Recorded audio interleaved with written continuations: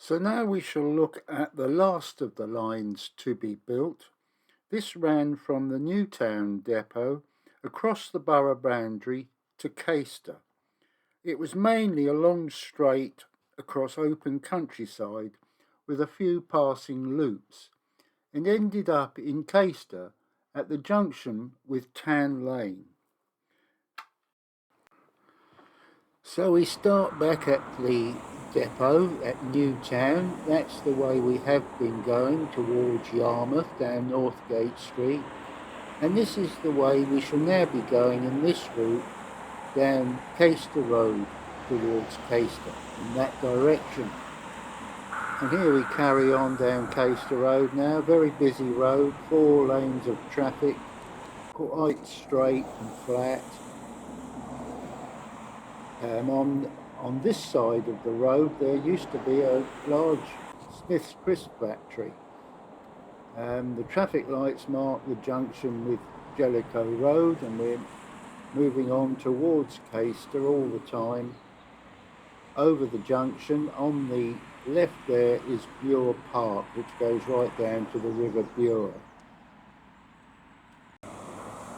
Further along this very busy road now, over there on the other side is the Yarmouth heliport, and then we have the Greyhound Stadium, and also used for stock car racing. Get a nice Sunday roast there, and you can watch the Greyhound racing at the same time. And the roundabout we're coming up to now was built when Caister Bypass was built, but obviously years ago the road went straight on onto Caister High Street, which you can see in the distance there where we shall be going. We're now further along what has become Yarmouth Road. Caister High Street doesn't start till after the Tan Lane junction, and this is looking back towards Yarmouth. Now we're looking towards Caister again, very near Tan Lane. The old picture shows that house in front of us with the large brick flank wall, and you can see that it's the same house because of that small window on the side at the top front. And now we're at the Tan Lane junction, which is or was the terminus for the trams from Newtown. And there's one there virtually in the same spot as I'm looking there. And we cross the other side of the road now, and you can see there's a tram at Caister outside the council hall, which you can just make out behind above the top of the tram. So that is our final route of the system. Other lines were planned but never built. Among them, the line along Marine Parade was to be extended southwards to the North Pier and northwards along North Drive. Another route planned was from Regent Road, linking up with the beach station. However, the finished mileage ended up at 16 kilometres or 9.94 miles. And now let's have a brief look at the actual trams and also the buses that replaced them.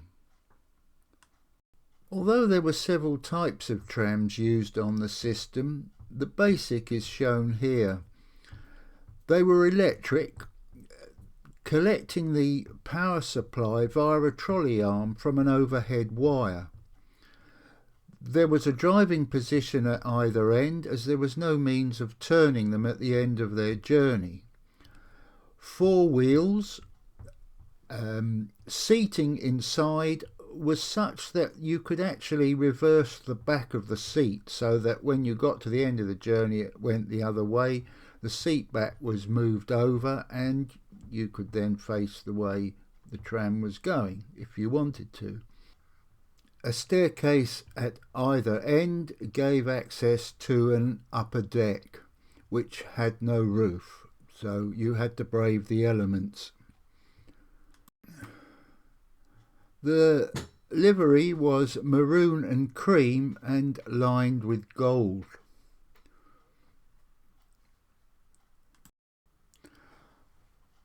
Now let's have a look at how it all ended.